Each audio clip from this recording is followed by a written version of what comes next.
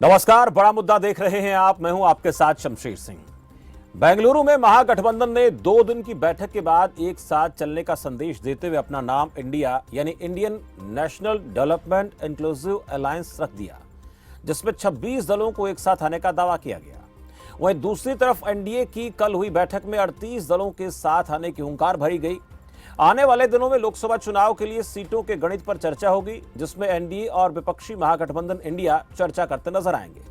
लोकसभा के गणित में क्या समीकरण होंगे, ये अलग विषय है, लेकिन उससे पहले कई राज्यों में विधानसभा चुनाव हैं, जहां दोनों सियासी घटकों की परीक्षा होनी है। बात हरियाणा की सियासत की करें तो हरियाणा में विधानसभा चुनाव का समय लोकसभा के बाद है, लेकिन क्या हरियाणा में लोकसभा चुनाव और विधानसभा चुनाव में गठबंधन की कोई तस्वीर बन सकती है? क्योंकि जननायक जनता पार्टी ने एनडीए की बैठक में शामिल होकर उसके साथ जाने का फैसला किया है। वह विपक्ष के महागठबंधन में आम आदमी पार्टी और कांग्रेस दोनों हैं, तो क्या हरियाणा में दोनों सियासी दल साथ आ सकते हैं? इनेलो का दोनों घटकों को लेकर क्या रुख है, इस पर बड़ा मुद्दा में आज चर्चा करेंगे। गठबंधन को लेकर जननायक जनता पार्टी के विधायक और कैबिनेट मंत्री देवेंद्र बबली क्या कह रहे हैं, पहले वो सुन लेते हैं। आने वाला चुनाव भी गठबंधन में दोनों पार्टियां मिलकर लड़ेंगी और हरियाणा प्रदेश को आगे बढ़ाएंगी। तो सर इससे मजबूती और मिलेगी गठबंधन को? जो कल बिल्कुल, गठबंधन मैंने पहले भी कहा मजबूत था। विपक्ष के लोग सरकार अस्थिर रहे, इस तरह की स्टेटमेंट, पॉलिटिकल स्टेटमेंट देते रहते हैं। 5 साल पूरी मजबूती से सरकार चलेगी। प्रदेश हित के लिए हम कार्य कर रहे हैं और आने वाले समय में हरियाणा प्रदेश की जनता के आशीर्वाद से, और मैं अपनी बात को टोहाना के आशीर्वाद, टोहाना लोगों के आशीर्वाद से, हम फिर से एक बार सेवा का मौका हमें हरियाणा प्रदेश की जनता, टोहाना की जनता देवेंद्र बबली को देगी।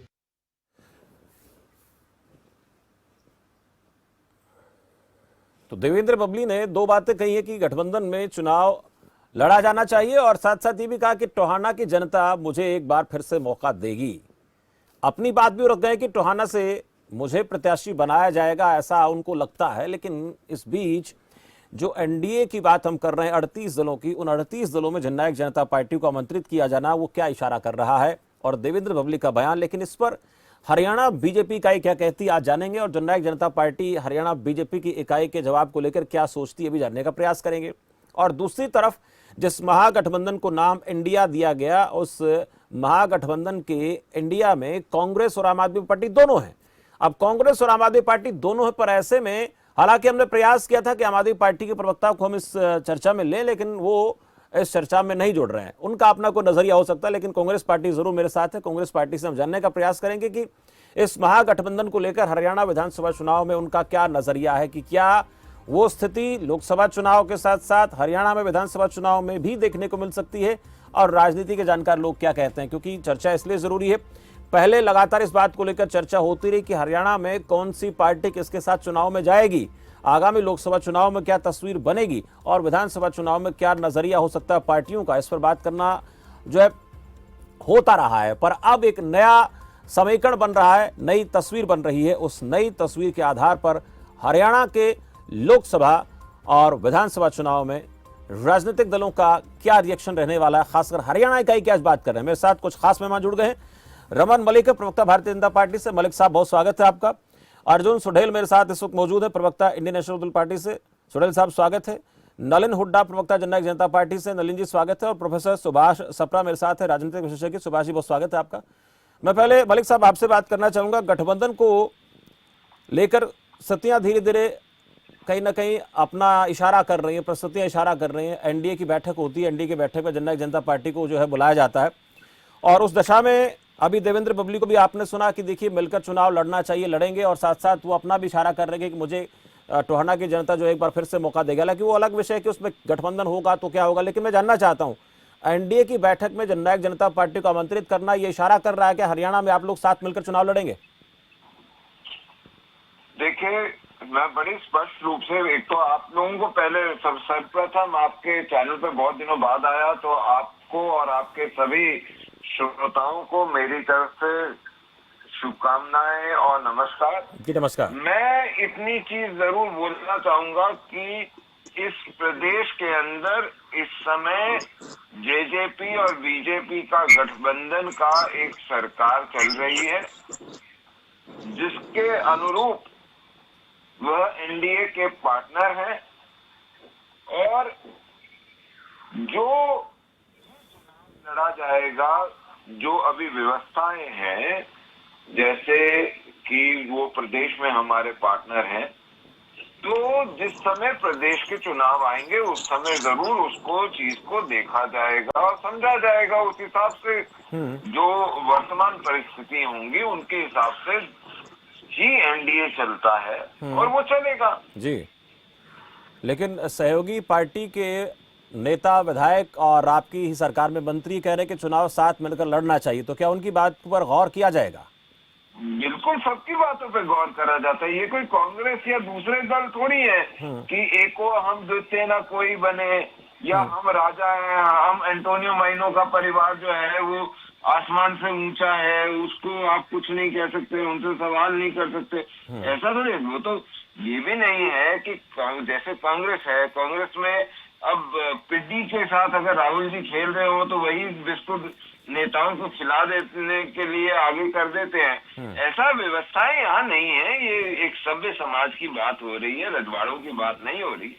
तो अपने को तो यही लगता है कि यथास्थिति जो भी उस समय, जिस समय चुनाव होंगे उस समय जो भी यथास्थिति होगी उसके हिसाब से एनडीए का निर्णय होगा। लोकसभा के समय लोकसभा का निर्णय होगा, विधानसभा के समय विधानसभा का होगा। यानी तो अभी इसमें साफ तौर पर सुचना की जरूरत नहीं है। साफ तौर पर अभी ये नहीं, आप बीजेपी जो है इस स्थिति में कहने के कि हम जो है गठबंधन में जाएंगे कि नहीं जाएंगे, जब तब परिस्थितियां बनेगी तब देखें। बोल रहा हूं ना साहब, आज गठबंधन की सरकार चल रही है, गठबंधन में है, गठबंधन की सरकार मजबूत है, अपना कार्यकाल पूरा करेगी, ये बड़ी स्पष्ट रूप है। हमारा गठबंधन जननायक जनता पार्टी से प्रदेश के अंदर है, वो प्रदेश के अंदर हमारे गठबंधन में हमारे साथ है, इसलिए वे एनडीए के भी हिस्सा हैं। हम उनका आदर सम्मान करते हैं, इसमें कौन सी बड़ी बात है। चलिए ठीक है। हुड्डा साहब, आपने सुना जो मलिक साहब बात कर रहे हैं कि देखिए ये गठबंधन हमारा जो है इस वक्त उस स्तर का है कि सरकार हमारी साथ चल रही है, लेकिन ये तब देखा जाएगा जब आगामी विधानसभा चुनाव होंगे, लोकसभा चुनाव होंगे कि हम जो है जननायक जनता पार्टी के साथ मिलकर चुनाव लड़ें ना लड़ें, ये अलग विषय है। लेकिन जननायक जनता पार्टी की तरफ से, नेताओं की तरफ से पहल हो रही है कि देखिए चुनाव साथ मिलकर लड़ा जाना चाहिए। आप लोग तो खुलकर बोल रहे हैं, पर बीजेपी क्यों नहीं इस बात को लेकर खुलकर अनुमोदन कर रही कि हाँ चुनाव साथ मिलकर लड़ेंगे? क्या ऐसी मजबूरी है जननायक जनता पार्टी की? मैं इसको थोड़ा सा फैक्चुअली करेक्ट करना चाहूंगा। ऐसा कुछ भी नहीं है कि जननायक जनता पार्टी कोई अलग से कोई इस तरह की डेस्परेशन शो कर रही हो। आपने ये देखा होगा कि पिछले कुछ समय में ये बात हमेशा हर प्लेटफॉर्म पे कही गई कि भारतीय जनता पार्टी और जननायक जनता पार्टी दोनों इंडिविजुअल पॉलिटिकल आउटफिट हैं, दोनों इंडिविजुअल पॉलिटिकल ऑर्गेनाइजेशन हैं। तो दोनों ही पार्टियों को प्रदेश के अंदर अपनी एक्सपेंशन करने का और अपने आप को बढ़ाने का पूरा पूरा अधिकार है। भारतीय जनता पार्टी भी 10 लोकसभा के ऊपर अपनी तैयारी कर रही है, जननायक जनता पार्टी भी 10 लोकसभा के ऊपर और 90 विधानसभाओं के ऊपर अपनी तैयारी कर रही है, कार्यकर्ता जोड़ रही है, अपने बूथ विस्तार कर रही है और अपने संगठन को एक्सपैंड कर रही है। आज हम लोग गठबंधन में हैं, गठबंधन धर्म निभा रहे हैं, मजबूती से 5 साल सरकार चलाई है। गठबंधन इसलिए करा गया कि हरियाणा प्रदेश की जनता को दोबारा चुनाव ना फेस करना पड़े। एक फ्रैक्चर्ड मैंडेट को कैसे हम सकारात्मक राजनीति की तरफ ले जाएं और एक बेहतर और एक मजबूत जो गठबंधन है वो जनता को देने का काम किया। आगे दोनों ही पार्टी के नेताओं ने कहा कि जब चुनाव नजदीक आएंगे तो दोनों पार्टियों की जो आला कमान है, हाई कमांड है, वो ये निर्णय लेगी कि भाई आज की पॉलिटिकल परिस्थितियों के हिसाब से हमें गठबंधन करना है या नहीं करना है। उससे पहले सरकार गठबंधन में चल रही है, बड़ी मजबूती से चल रही है। जो कॉमन मिनिमम प्रोग्राम है दोनों ही पार्टियां उसको लागू करने के लिए अपनी पूरी तरह से पुरजोर कोशिश कर रही हैं और स्वाभाविक है कि जब दो राजनीतिक दल हैं तो उन दोनों को अधिकार है प्रदेश के अंदर अपने एक्सपेंशन करने का, अपने कार्यकर्ता बढ़ाने का और अपनी टीम को मजबूत करने का। तो देवेंद्र बबली के बयान को क्या माना जाना चाहिए हुड्डा साहब, जो खुद वो कह रहे हैं कि हाँ मिलकर चुनाव लड़ेंगे? उन्होंने कहा मिलकर चुनाव लड़ना चाहिए। हाँ, चुनाव लड़ेंगे तो अभी कोई भी नहीं कह सकता। नहीं, उन्होंने अभी जो तो वो कहा, वक्त ही नहीं है। मैं सुना उन्होंने देता कहा हूं। उन्होंने ये उनकी एक पर्सनल राय हो सकती है। देखिए पार्टी के अंदर हर व्यक्ति अपना एक पॉइंट ऑफ व्यू भी रखता है, तो उनकी राय के हिसाब से अगर वो ये कहते हैं कि भी चुनाव गठबंधन में होने चाहिए या वो समझते हैं कि एक बेहतर स्थिति हो सकती है, तो उसका आकलन भी समय आने पर किया लेकिन जाएगा। वो पार्टी क्या द्वारा गलत किया कह रहे हैं, जाएगा। वो क्या गलत कह रहे हैं? जब एनडीए की जो बैठक होती है, एनडीए की बैठक के बाद प्रधानमंत्री मोदी कहते हैं कि भी 38 दल हम एक साथ हैं, तो उस एक साथ का मतलब क्या माना जाना चाहिए कि 38 के 38 दल लोकसभा चुनाव में भी साथ जाएंगे? अब वो देखिए अलग विषय है, वो केंद्र क्या तय कर रहा है, उस केंद्र के तय करने के बाद ही तो हरियाणा के सियासत पर असर पड़ेगा ना। हरियाणा की सियासत जो है, चाहे जेजेपी है चाहे वो भारतीय जनता पार्टी की इकाई है, वो तो तय नहीं कर सकते। जब केंद्र इस बात को लेकर तैयार होगा और जब कह भी रहे कि हम 38 दल एक साथ हैं, तो उसमें क्या माना जाना चाहिए? उसमें आप लोगों को बुलाया गया और ये कहा गया कि हम 38 दल एक साथ हैं, उसका क्या मतलब है? तो उसका मतलब यही है कि हम एक साथ हैं। आज अगर हरियाणा प्रदेश के अंदर साथ मिलकर सरकार चल रही है, तो स्वाभाविक है कि जननायक जनता पार्टी एनडीए कोalition का हिस्सा है। उस कोalition का हिस्सा होने के नाते हमें इनविटेशन आया। डॉक्टर साहब, हमारे राष्ट्रीय अध्यक्ष अजय चौटाला जी, साथ में डिप्टी सीएम साहब उस बैठक में गए और वहां पर एक जो पूर्ण रूप से जो एक एनडीए का जो एक दिखाना था कि भाई जो 38 दल हमारे साथ हैं, उस 38 दल में से एक हिस्सा जननायक जनता पार्टी भी है। सिर्फ हिस्से के तौर पर आप लोग गए हैं, ये मानना जाना चाहिए, है ना? ये नहीं कह सकते कि 38 के 38 दल लोकसभा चुनाव में भी साथ होंगे, ये अभी नहीं कहा जा सकता, माना जाना चाहिए हुड्डा साहब। ये कहना जेजेपी के हाथ में नहीं है कि क्या हाथ में क्या साथ में होगा, क्या साथ में नहीं होगा। अभी चुनाव में वक्त है। चलिए, हाँ, हम एनडीए का हिस्सा हैं, वो तो स्वाभाविक सी बात है। चलिए, ये अभी साफ नहीं हुआ है कि वो भी स्वाभाविक सी बात है। अभी ये साफ नहीं है कि वहां तब क्या होगा। चलिए, मैं एक सवाल, तब तक एक सवाल मेरे साथ केवल ढींगरा साहब भी जुड़ गए हैं। एक चीज बोल सकता हूँ आपको? जी मलिक साहब बोलिए, जल्दी से बोलिए। हाँ, देखिए, मैं आपको सिर्फ इतनी सी चीज बोलना चाह रहा हूँ कि ये जो I.N.D.I.A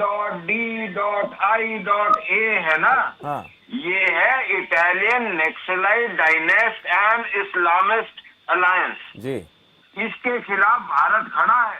तो आप एक तो ये चीज याद करिए कि ये इटालियन नक्सलाइट डायनेस्ट इस्लामिक अलायंस है।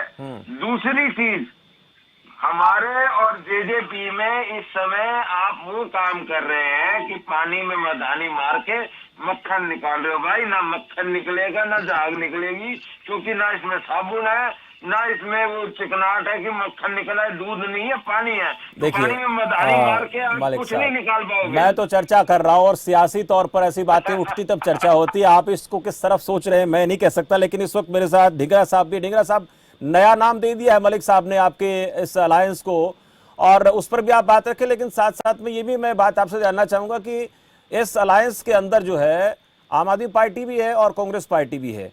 तो आज कांग्रेस पार्टी के प्रवक्ता को ने आमंत्रित किया था चर्चा में जुड़ने के लिए, लेकिन वो आए नहीं। उनकी क्या मजबूरी रही होगी? सॉरी, आम आदमी पार्टी को आमंत्रित किया तो आए नहीं, मजबूरी क्या रही होगी कह नहीं सकते। लेकिन मैं आपसे जानना चाहता हूँ, इस अलायंस का असर हरियाणा में दिखेगा चुनाव में? और जो ढींगरा साहब बात कर रहे हैं उस पर भी थोड़ा सा अपना, सॉरी मलिक साहब जो बात करें उस पर अपनी बात रखें। देखिए, जो मलिक साहब बात कर रहे हैं उस पे मैं जवाब दे दूं पहले कि भारतीय संविधान के जो मूलभूत स्तंभ हैं, धर्मनिरपेक्ष, लोकतंत्र, आर्थिक संप्रभुता, सामाजिक न्याय और संघवाद को खतरनाक रूप से ये लोग कमजोर कर रहे हैं 9 साल के अंदर। सभी इंडिपेंडेंट एजेंसियों का दुर्प्रयोग किया जा रहा है, चाहे सीबीआई, चाहे ईडी, चाहे जुडिशरी, इलेक्शन कमीशन, और सभी इंडिपेंडेंट एजेंसियां जो है उनका 9 साल बहुत दुरुपयोग किया है। मलिक साहब एक मिनट सुन ले। महंगाई, बेरोजगारी में बुरा हाल कर दिया इन लोगों ने। किसान, कर्मचारी, बिजनेसमैन, अब सुन लेते हैं ना मलिक साहब, एक मिनट सुन ले, आपको मैंने पूरा वक्त दिया ना, इनको बोलने दे। किसानों की आय दुगनी करनी थी, की नहीं। देश के अंदर कर्जा जो है वो 100 लाख करोड़ जो है ले लिया इन्होंने, और वो पैसा कहाँ गया ये अभी तक पता नहीं है। जहां तक इन्होंने कहा था 15-15 लाख रुपए सब अच्छे दिन आएंगे, 15-15 लाख खाते में जुड़ेंगे, किसानों की आय दुगनी कर देंगे, जीएसटी के शायद बिजनेसमैन को जुटा है। अब आता हूँ दूसरी बात, महंगाई बढ़ गई। मलिक साहब देखिए, मलिक साहब बात पूरी नहीं होगी, बात पूरी नहीं होगी। मुझे लगता है कि सबको धैर्य रखना चाहिए, चुनाव अभी बहुत दूर है, इसलिए किसी को उतावलापन नहीं दिखाना चाहिए। आगे मुझे पता है इससे भी ज्यादा भयानक तरीके से बातें होंगी, पर अभी थोड़ा सुन लेते एक दूसरे को। जी बोलिए ढींगरा साहब। देखिए, जिस तरह से इन्होंने सभी एजेंसियों का दुरुपयोग किया, अपने आप ही पता लग जाएगा कि क्या सिस्टम रहा। और दूसरी बात ये रही, ये हमारे पे जो हमारी 26 पार्टियां उस पे कटाक्ष कर सकते हैं, लेकिन एनडीए जो है इसकी जरूरत 9 साल बाद पड़ रही है इनको, क्योंकि 9 साल तक तो मोदी जी खुद ही अकेले सारे पहलवान थे, अकेले पहलवान, मैं ही, मोदी मतलब सारी सरकार, मोदी मतलब सब कुछ, मैं अकेला, सब पर भारी, मैं अकेला, तब यही करते रहे। अब 9 साल बाद ये लग गया इनको, क्योंकि डर गए हैं जिस तरीके से हाल हुआ देश का। अब डरे हुए मोदी 38 आदमियों का, जिनके पास कोई एमपी नहीं, कोई सिस्टम नहीं, उन लोगों के साथ मिलकर अब जो है लगे हैं अपनी तैयारी करने। ठीक है, 9 साल बाद याद आया ये सारा कि एनडीए भी कोई चीज होती थी। 9 साल तक एनडीए याद नहीं आया। बीच में मत बोलो चलिए। मलिक साहब, बीच में मत मलिक बोलो। साहब थोड़ा शब्दावली पे मलिक साहब ध्यान रखें, शब्दावली पे ध्यान रखें। सुनिए, अब दूसरी बात है, जहां तक नहीं, मुझे पता है ना, मुझे पता है भाषा बोली का, मुझे पता है मलिक साहब, मुझे भी पता है भाषा बोली का, लेकिन अब हम नेशनल टीवी पे बात कर रहे हैं। इनका गठबंधन, अगर मैं इनका जो गठबंधन हुआ, जबकि इसका पहले सिस्टम था ही देखिए, नहीं। मुझे ये शब्द मुझे अच्छा नहीं लगा, इसलिए मैं कह सकता हूँ, मेरे हिसाब से शब्द जो है चर्चा के लिए ठीक है, लेकिन ऐसे शब्दों का मुझे लगता है प्रयोग नहीं करना चाहिए। जी ठीक है शमशेर जी, देखिए मैं आपको बताना चाह रहा हूँ सर, ये हर दौर में हर तरीके से अलग अलग मौकों पर ऐसे शब्दों का इस्तेमाल किया जाता है, जरूरी नहीं कि वो इस चर्चा में हो। हाँ बोलिए भाई, आप ये बताइए इस शब्द में क्या बुराई है? नहीं, मैं ये चाहता हूँ कि आपके लिहाज से सब ठीक है क्या? डिबेट करने आते हैं हम चर्चा कुछ और कर रहे हैं, मलिक साहब, इन बातों पर थोड़े जाएंगे हम। मुझे लगता है कि गंभीर चर्चा होनी चाहिए। इस तरह के शब्दों, सारे बीजेपी के प्रवक्ताओं को एक काट खाया किसी चीज ने। इनको बात करने का लहजा ही नहीं है। चलिए, डिबेट पे आए हो, अपनी डिबेट की बात रखो तुम लोग। ठीक है। अब ढींगरा साहब, मैं जानना चाहता हूं आपसे, अब आप लोग महागठबंधन में, सुनिए, अब ठीक है, लंबा हो जाएगा, लेकिन मेरे सवाल का जवाब, एक मेरे सवाल का जवाब आप दें, हरियाणा में आम आदमी पार्टी और कांग्रेस पार्टी की क्या स्थिति रहेगी? क्योंकि यही सवाल मैंने जेजेपी से, बीजेपी से पूछा था, इनका कहना था कि आगे तय होगा जब चुनाव नजदीक आएंगे, अभी कुछ नहीं कहा जा सकता। लेकिन मैं जानना चाहता हूं कांग्रेस पार्टी क्या कहती है, क्योंकि महागठबंधन में तो आम आदमी पार्टी भी है। हरियाणा में किस तरह से चुनाव लड़ेंगे आप लोग? अकेले जाएंगे? आम आदमी पार्टी कितनी वो इधर से बात करेंगे। हाँ, मेरा ऐलानिया आपको बता रहा हूँ, हरियाणा के अंदर और बाकी स्टेटों के अंदर, पंजाब के अंदर भी और दिल्ली के अंदर भी अकेले जाएंगे, अकेले लड़ेंगे, आपको ये कंफर्म बता रहा हूँ जी। जहां तक हमारे एआईसीसी की बात है, वो हमारा जो ऊपर संगठन की बात है, वो सिर्फ ऊपर की संगठन की बात है, लेकिन स्टेट के अंदर हम इनके धुर विरोधी हैं आम आदमी पार्टी के। और आम आदमी पार्टी के जो जिस तरह से करप्शन के चक्कर में इनके मंत्री जेल में गए हैं, हम इनका धुर विरोध करेंगे वहां पे। धुर विरोध समझिए किस तरह से करेंगे। तो ये तो जो आरोप है, ये जो आरोप बीजेपी लगा रही है, उस आरोपों को आप खुद अनुमोदित कर रहे हैं कि इस पार्टी के अंदर भ्रष्टाचारी लोग हैं, भ्रष्टाचारियों का गठबंधन है? किसी के कहने में नहीं आते हम। नहीं, ये आरोप जो लगाए जा रहे हैं भ्रष्टाचार, आप कह रहे हैं कि धुर विरोधी है और इनके नेता जेल में है। नहीं, ढींगरा साहब, बता रहा हूं मैं कि हम आम आदमी पार्टी के स्टेट के अंदर धुर विरोधी हैं। पंजाब नहीं, आपने एक शब्द और इस्तेमाल किया, इनके नेता जेल में जा रहे हैं। यही तो जानना चाहता हूं कि ऐसे आरोप लग रहे हैं, तो ऐसे लोगों के साथ आप लोग महागठबंधन में क्यों हैं? जहां तक लोकसभा की बात है, हमारा जो अलायंस बना है, वो उसके अंदर अभी तक ये क्लैरिटी नहीं है कि उनको हिस्सा मिलना है। अभी तक कोई क्लैरिटी नहीं है। नहीं तो मैं कोई मीटिंग में भाग लेता है, अब आप एक तरफ देखिए, मैंने एक सवाल पूछा था कि 38 दल क्या एक साथ हैं, तो मुझे वहां से कोई साफ जवाब नहीं मिला। एक मिनट ढींगरा साहब, मुझे 38 दलों के साथ आने को लेकर सवाल किया था, तो लोकसभा चुनाव में ये साथ होंगे कि नहीं होंगे, जवाब नहीं आया। तो मैं आपसे जानना चाहता हूं कि लोकसभा चुनाव में सारे साथ आएंगे क्या? अगर ऐसा है तो फिर आम आदमी पार्टी को आप क्या संदेश देना चाहते हैं? आपके साथ हम नहीं, हरियाणा में हम चुनाव नहीं लड़ेंगे, पंजाब में, हरियाणा में, दिल्ली में। जी, आप मेरी बात सुन ही नहीं रहे पूरी। मैंने आपको बोल दिया ये बात कि लोकसभा के अंदर एआईसीसी फैसला जो लेगी, लेकिन विधानसभा के अंदर आम आदमी पार्टी कहीं हमारे साथ नहीं है, हम उनके दुर्विरोधी होंगे। आपको बता रहा हूं मैं। आपने एक शब्द और कहा कि इनके नेता जेल में है, उसका क्या मतलब है? पंजाब के नेता कई जेल में हैं, हरियाणा तो ये जो आरोप लग रहे हैं, उन आरोपों को आप मान रहे हैं ना?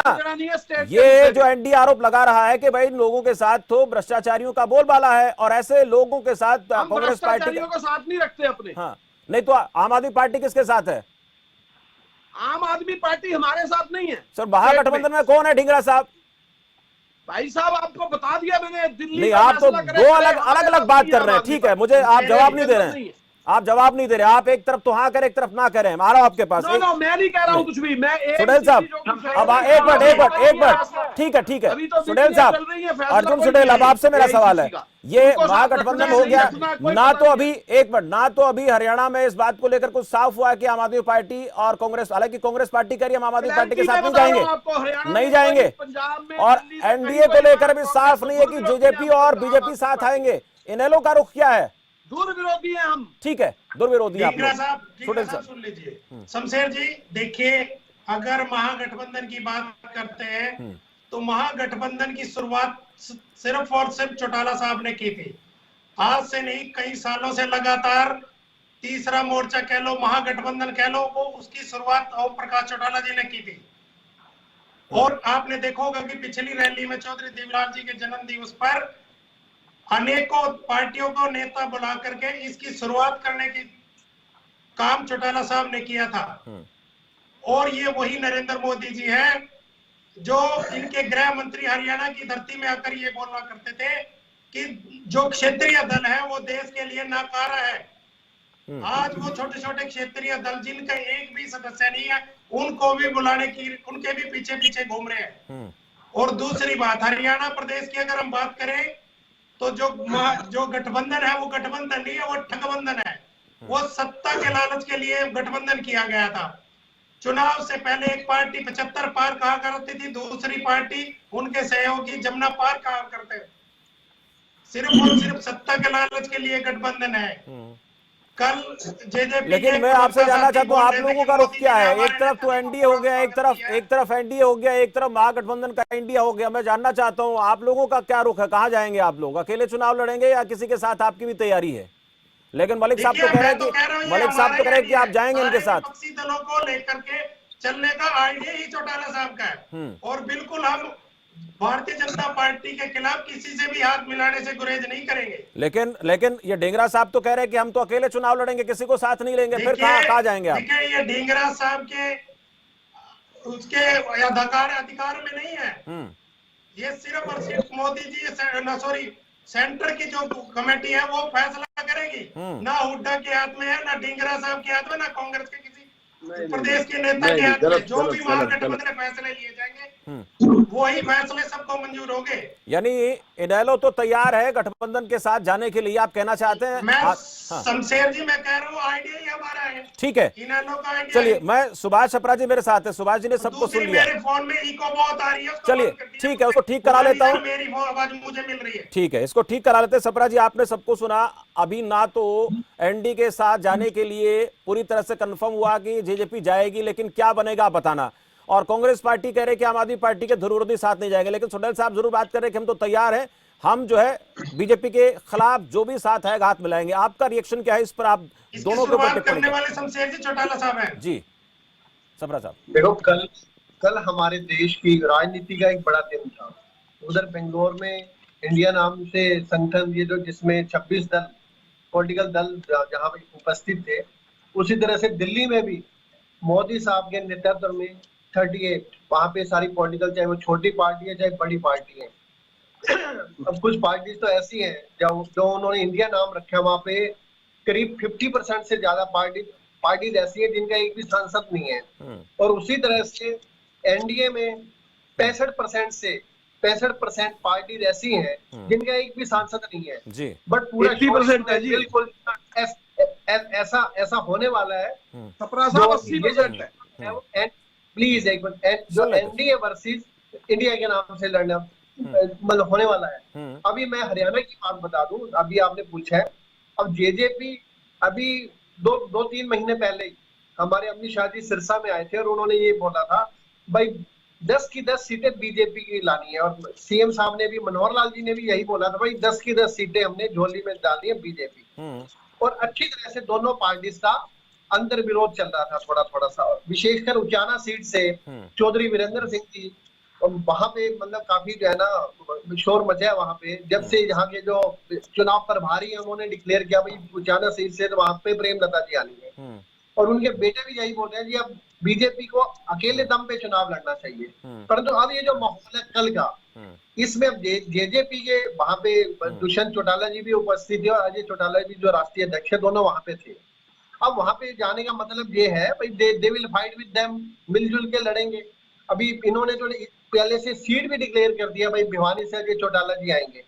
तो अब अभी देना साहब कह रहे हैं भाई यहाँ पे हम इकट्ठे नहीं है स्टेट में आप पार्टी के साथ।